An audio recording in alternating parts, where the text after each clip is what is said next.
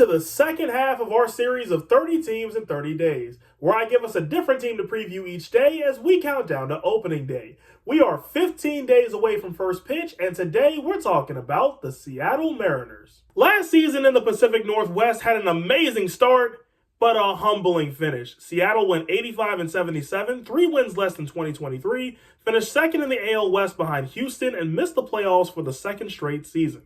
And over the offseason, a handful of players departed from the Evergreen State, like Justin Turner to Chicago, Sam Haggerty to Texas, and Josh Rojas to Chicago. Now, the M's didn't have what you'd call an active offseason, though they did get Jorge Polanco back, plus Miles Mastrobuoni from Chicago, Donovan Solano from San Diego, and Will Klein from the A's.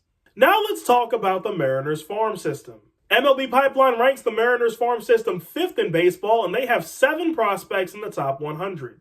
Michael Arroyo at 97, Johnny Farmelo at 95, Felnin Celestin at 73, Harry Ford at 64, Cole Young at 49, Lazaro Montes at 42, and their top prospect Colt Emerson comes in at 20.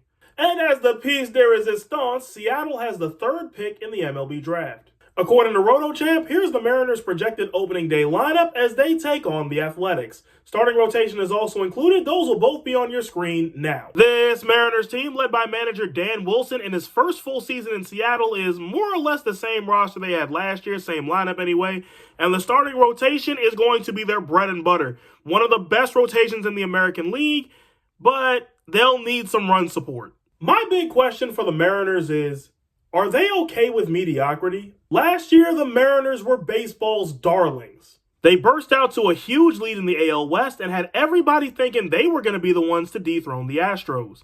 But then Houston came back, Seattle blew the lead, and they missed the playoffs. That brings us to this offseason. Every team in the AL West made moves to some degree, and the Mariners just sat on their hands.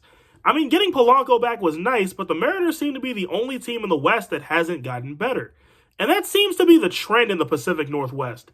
The M's seem like they want to be good enough to get close to greatness, but don't seem interested in taking the next step to get there. More concerned with selling tickets than winning games, which is why they didn't trade Luis Castillo. Now, when you have an owner that's more concerned with ticket sales than winning, mediocrity is the result. I know it's frustrating, Seattle, but that's just facts at the end of the day. Hang in there. My Mariners hot take is Seattle hangs on to Luis Castillo at the deadline. Vegas sets the Mariners win line at 85.5, but I'm going to take the under. So where are my M's fans at? Sound off in the comments. And for everybody else, did I get to your team yet? If so, they'll be in the 30 teams in 30 days playlist, which can be found on my channel. But if not, don't worry, I will get to them. In fact, I may even be talking about them tomorrow. Only way to find out is leave a like and subscribe and come back tomorrow for the next installment. But until tomorrow, I'm the voice of Evan, and remember to always keep the vibes high.